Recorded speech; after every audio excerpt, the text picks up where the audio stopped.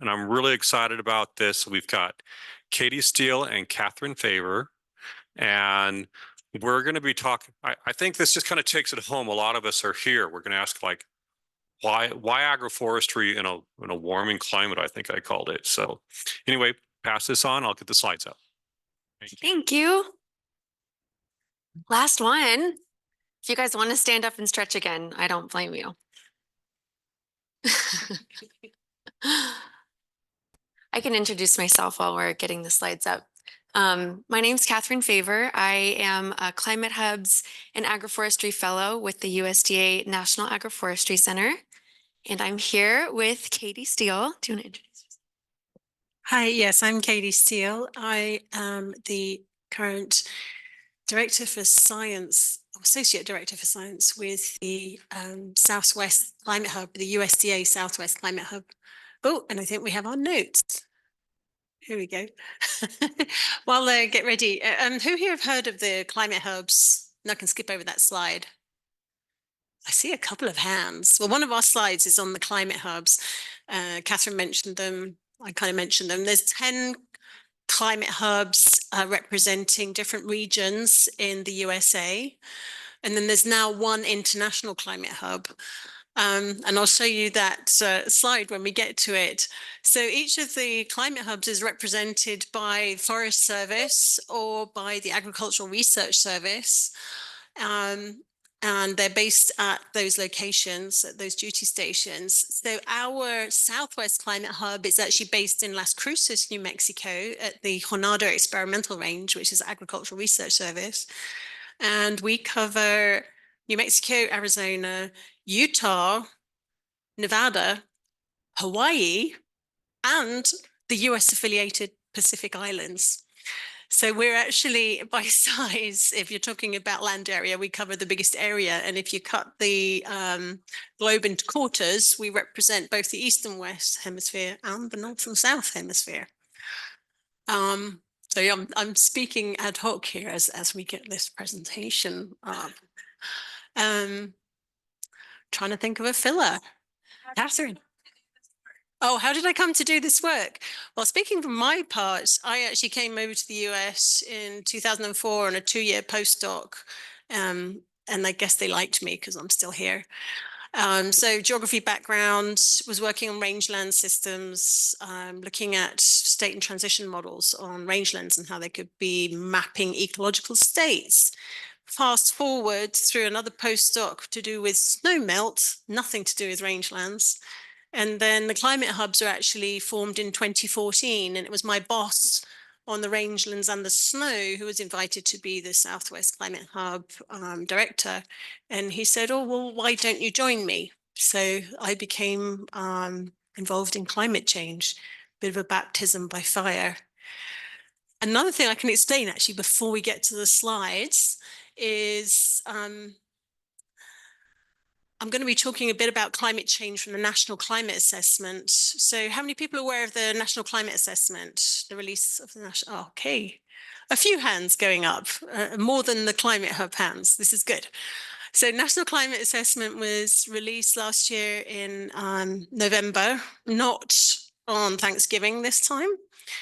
A lot more buy-in from the current administration, of course, and the National Climate Assessment actually represents like the latest science that we know for our nation. And I was one of the co-authors on the Southwest chapter. What we're asked to do is actually review the science over the last 4 years and update the last National Climate Assessment. So when we get to my part, I will be talking for about a few of the findings from the National Climate Assessment. But we will also, I'll also be focusing on the past climate changes. So anything I present on, and this is, we can definitely fast forward through my slides. I'll be looking at the changes that we've seen in temperature and precip over the last half century to full century, depending on the data set. One of the reasons why I tend not to talk about the future is it's much less tangible. when we're talking about climate change with an audience, especially, I mean, I know we don't have any, well, I'm pretty sure we don't have any skeptics in this audience, but when we're talking with a skeptical audience, it's much better to connect with their own experience and how their experience fits in with the data. So again, I'm Katherine Favor. I work for the USDA National Agroforestry Center. And today we're going to talk about why agroforestry in a warming world. So climate change is upon us. I'm sure all of us have felt some of the effects of climate change at this point. And I don't know about you, but sometimes I get discouraged about it. I'm often left with the question, well, what can we do about it? So I hope that this presentation can begin to answer some of that question, we're going to be talking about what the biggest risks are that the Southwest is facing and how agroforestry can help land stewards adapt to those risks. And we're also going to be talking about how agroforestry can mitigate climate change as well. And finally, future directions for agroforestry here in the Southwest. I'm going to skip through that. The USDA National Agroforestry Center, we're a national center. We are here for you. Email me to learn more about us. And I already talked about the climate hubs. I'm going to pass over to Katherine for driving. Oh, and grab my notes. So this is just a map of the climate hubs, and the pink rectangle shows you the interior dryland Southwest location of the Southwest Climate Hub. And of course, we don't overlap with Colorado. So if you're from Colorado, your climate hub would actually be the Northern Plains Climate Hub. So let's go on to the next slide, except for, okay, I'm just going to be talking about what are the climate risks facing the Southwest. And as I mentioned, touching upon some of the changes that we've recorded with data over the last half to full century, but also that are mentioned in the National Climate Assessment. So this slide here is showing you two sets of maps. We're just going to concentrate on the red maps to start with of the lower 48 and Alaska and Hawaii. So what you've got here is annual average temperature, annual winter temperature and summer temperature differences in when you look at the range of time between 2002 to 2021 relative to the 1901 to 1960 average. So that deep red color, of course, is not good news. Over the last 20 years, we've seen the Southwest on average more than 2 degrees warmer overall. And that's if you're looking at either the summer, the winter, or the annual averages. So this is kind of giving us that kind of trend. Yes, we're in a warming trend.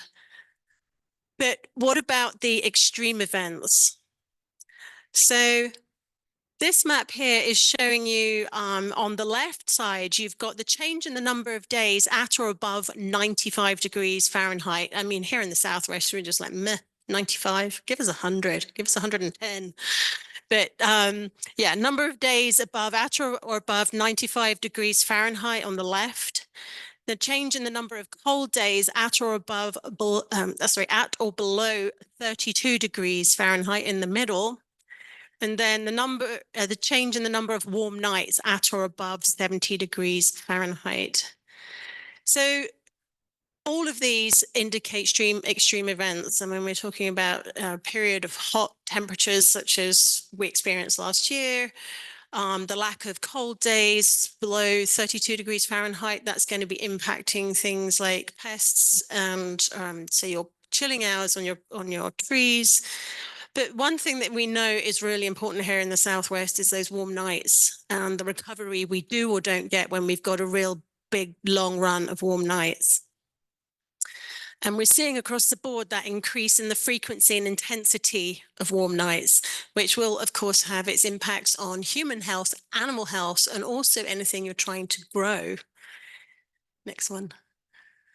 So back to this map, looking on the right-hand side, these precipitation trends, looking at that, perhaps that brown blob there covering the Southwest. Looks a bit different now when you're looking at the differences between winter, summer, and the annual.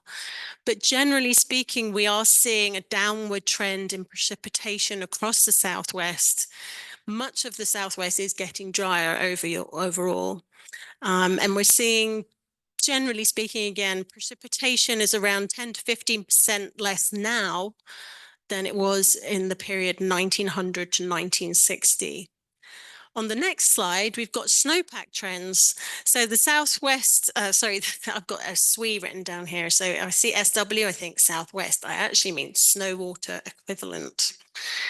So we've got 3 maps here. Top one is snow water equivalent on April 1st, and that trend or the change in snow water equivalent from 1955 to 2022. So you see perhaps over our states, there's just a handful of small blue dots, which is a kind of positive indication. But unfortunately, most of them are big red dots, showing a change of -20 to -60 decline in the amount of water in the snowpack on the 1st of April. Bottom left map, you've got the timing of snowpack. This is the change in the date when snowpack reaches its maximum. Between 1982 and 2021, we've seen that occur 15 to 20 days earlier. And the reason why we're looking at this much shorter time period there is because we're looking at the SNOWTEL data, not just the snow course data. SNOWTEL originally put in the 1980s. That final one on the right, you've got the change in snowpack season length. That's 1982 to 21 again, 20 to 30 days shorter in length. So there's your surface water impacts. So coming back down to now to precipitation extremes, we've got overall a big range in what the climate models are telling us is going to happen in the future. But I've included one of these maps from the National Climate Assessment, which I think makes the most sense to us in the Southwest.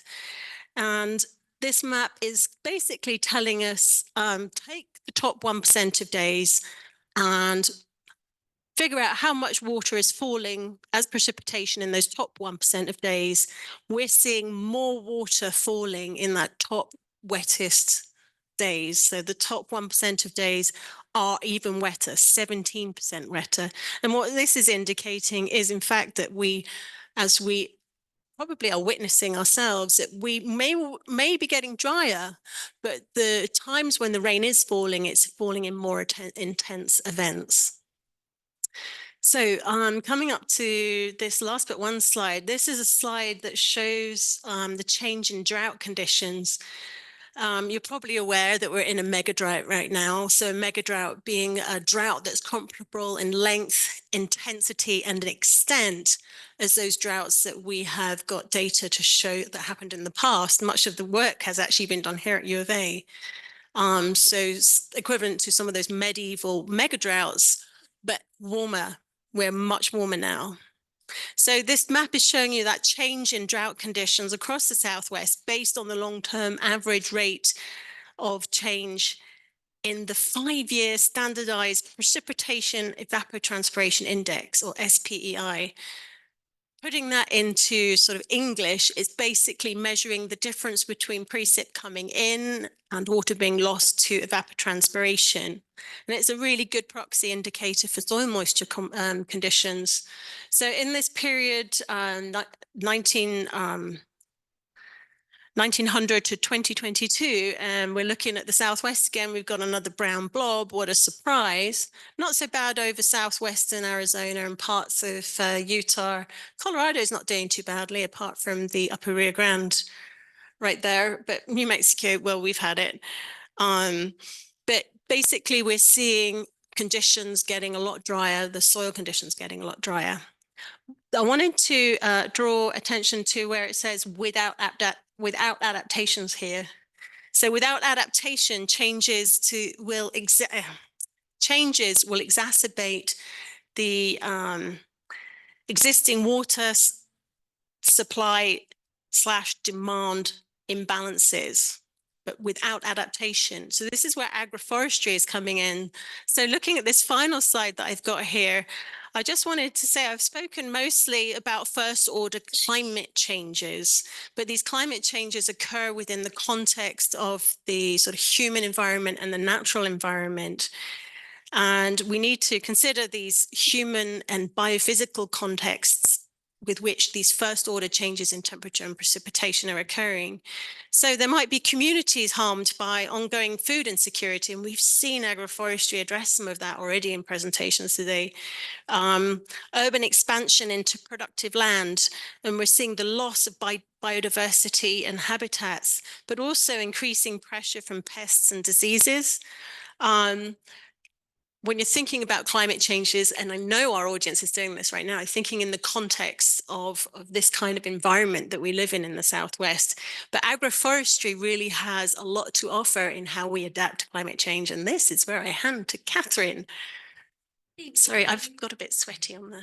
I can stand here because my slides are, yeah, thank you, Caiti. So as you can see, there are so many different climate risks that the Southwest is facing. But as Caiti said, there are ways that we can adapt to these risks, and agroforestry is one of the tools that we have in our tool belt.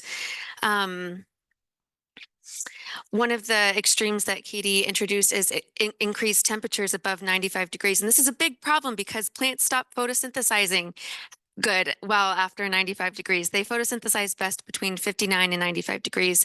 And after that, stomata start to close, which reduces gas exchange, and the temperatures that are, or the enzymes that are involved in photosynthesis become denatured. So all of this can lead to yield loss and quality reductions and even plant death. And that's where agroforestry comes in. Shade from trees can reduce temperatures in agroforestry systems by 6 to 10 degrees. So that's quite a bit. Those 6 to 10 degrees can provide a lot of relief for plants, especially on those really hot days above 95 degrees. So you might be thinking too, oh, does that shade reduce photosynthetically active radiation that reaches the plants below? And yes, it does a little bit. Alley cropping reduces PAR by 10 to 15%, but typically the temperature reduction benefits are so important that overall photosynthesis is actually increased due to agroforestry.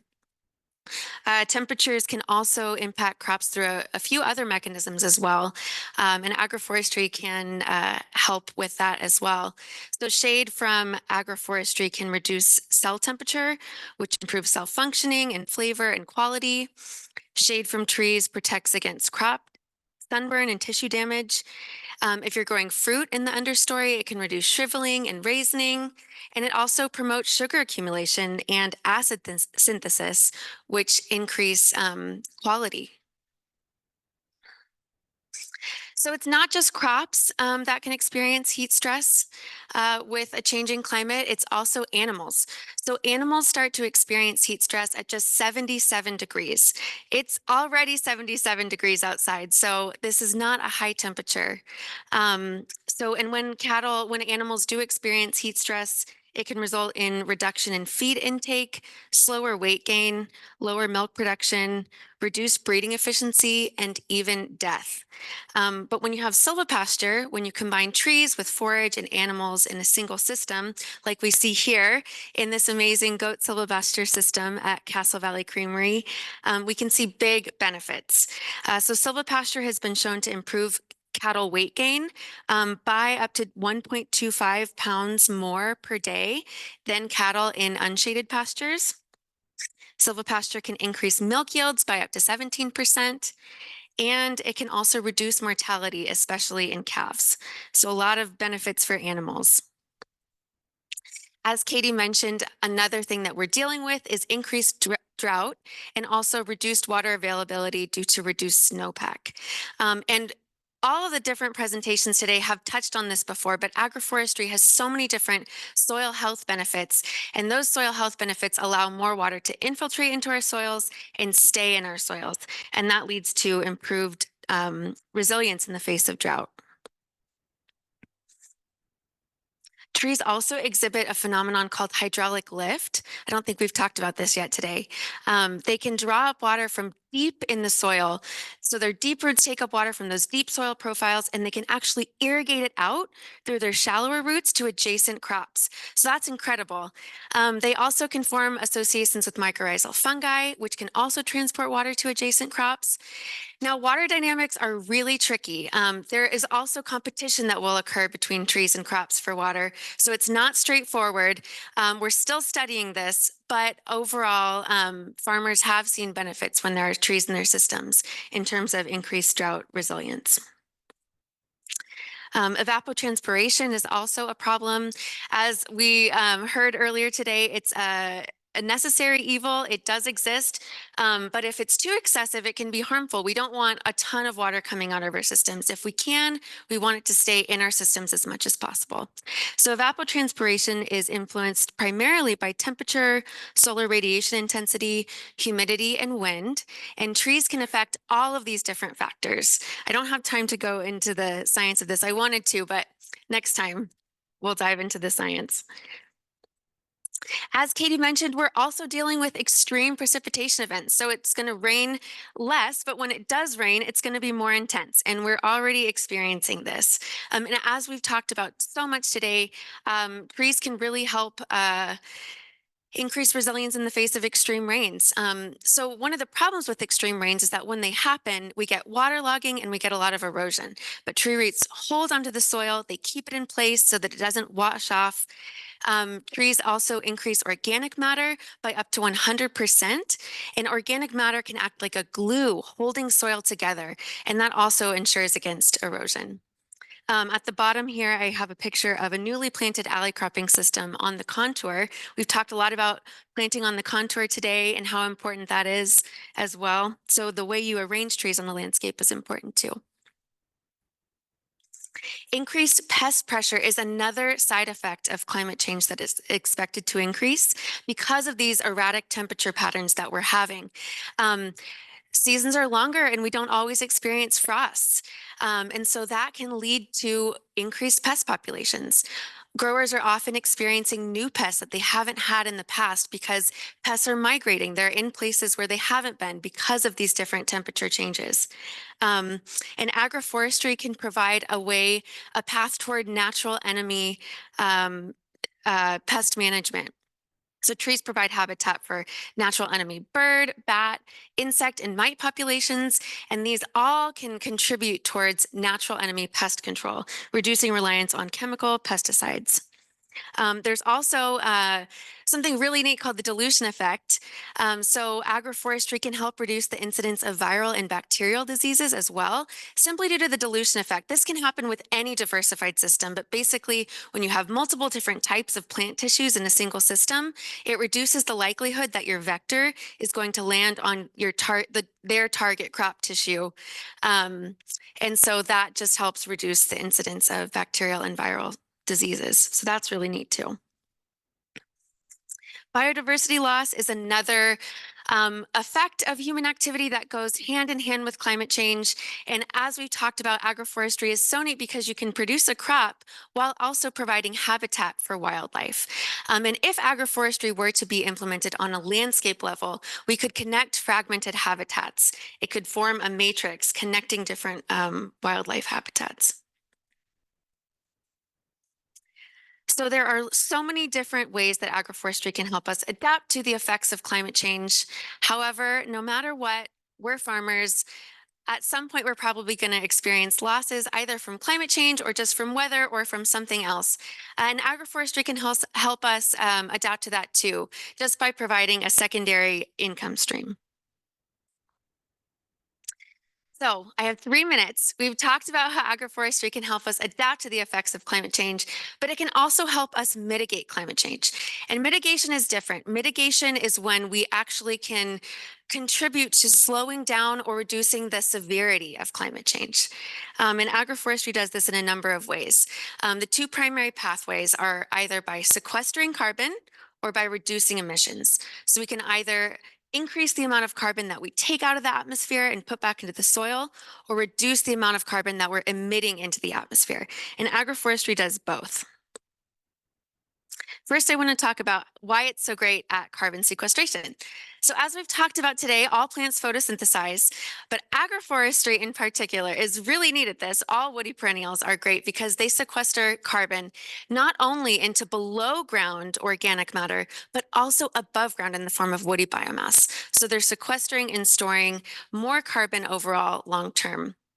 Also, because trees do have deeper roots, the carbon that they're able to channel into the soil goes deeper into the soil profile where it's protected from abiotic and biotic losses. A lot of times when plants photosynthesize, they take in carbon, it gets stored and turned into organic matter, but a lot of that volatilizes and goes back into the atmosphere.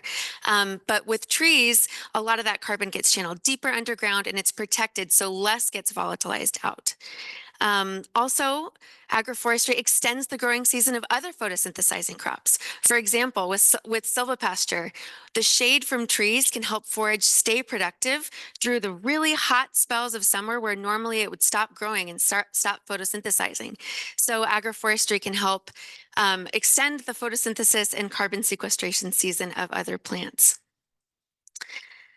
So it also can help reduce emissions. I have now 1 minute. So I just want to say really quick that NRCS has recognized this and agroforestry is on, I'm not sure if you've seen this, there's a climate smart agriculture and forestry mitigation activities list. And this is a list of the 55 top conservation practices that NRCS has identified as having the potential to mitigate climate change. And they haven't been formally ranked, but NRCS data from COMET suggests that agroforestry practices might be the best practices for mitigating climate change. So that's huge.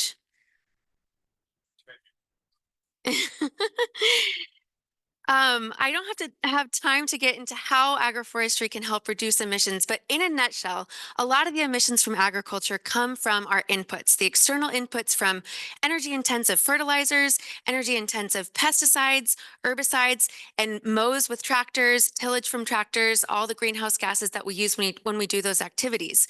And agroforestry can help us create closed-loop systems that rely less on those external inputs. And I'm not saying we're not going to rely at all on those inputs, but agroforestry systems tend to help us rely less, and that helps us reduce our emissions. So I want to talk about where we go from here. I know I'm over, but it's really exciting. The 2022 Census of Agriculture just came out, and there are some really exciting trends about agroforestry in the US. We found that agroforestry is increasing a little bit in the US. Farms of all sizes and types are using agroforestry. So it's not just small farms, it's farms, huge farms and small farms and everything in between. There's definitely increased farmer interest in agroforestry. And there's broad USDA support. NRCS, we heard from NRCS today, who supports agroforestry, and also the USDA invested $3 billion into an incredible project called the Partnerships for Climate Smart Commodities Project. And a lot of those projects are getting agroforestry on the ground. So there's definitely a lot of momentum happening. And here in the Southwest too, these are the numbers for this Four Corners region where SWAAN works. The census found that there are 597 farms that have at least one agroforestry practice here. So that's exciting. That does translate to just 0.3% of Arizona farms, 0.4% of Utah farms, 0.7% of New Mexico farms, and 0.9% of Colorado farms. So we've got some work to do. But given that we are an action network, I think we're going to do it. And clearly, after hearing today's presentations, all the expertise in this room, all the energy, all the momentum, I really believe that we're going to continue this conversation and continue to get agroforestry on the ground. Climate change is a global scale problem, and that requires all hands on deck. And so I believe that we're going to keep continuing to do this work. And with that, I want to thank you. In this warming world, we do need agroforestry, and so that means we need all of you. So keep it up, and thank you. Thank you, Catherine, and sorry for the hold up there. Yes, please do. No, wait, we have people on the line. So one of the best trees for hydraulic lift here in the Southwest are blue oaks. They're one of the few that can break through bedrock. You can plant them here in Tucson even, And yeah, in the general Southwest, they're hard to find, but my nursery is focused on blue oaks as well. So just wanted to give that comment of that specific tree. And you all read his shirt. I dig contours. I just love that. So if you are done with your program, please leave this with Beverly at the desk when you head out. Save it if you're going on the tour. This is your ticket. If you're getting your CEUs, make sure you fill out that information before you go. And we need you to sign out, please. And Frog and Firkin at 6 o'clock, if you're coming to that. The University Marriott Hotel at 8 o'clock in the lobby. The bus will leave at 8:15.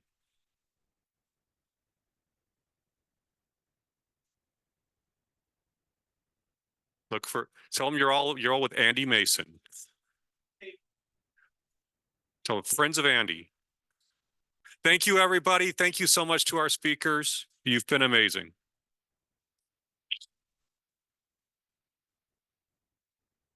I don't know what happened. I went either. It was like.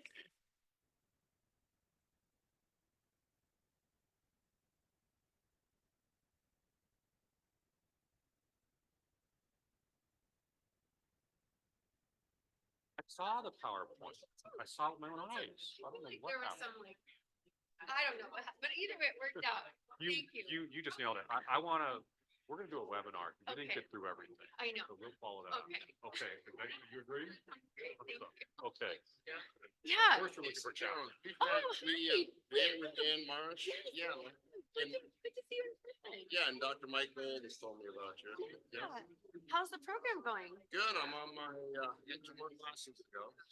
That's great. Did you finish your thesis? No, I haven't really got started with that. So, yeah. Yeah, that's the fun part though. Yeah. Yeah. Yeah. Well, That's great. see ya. You too. Yes. Aw. Oh. Okay.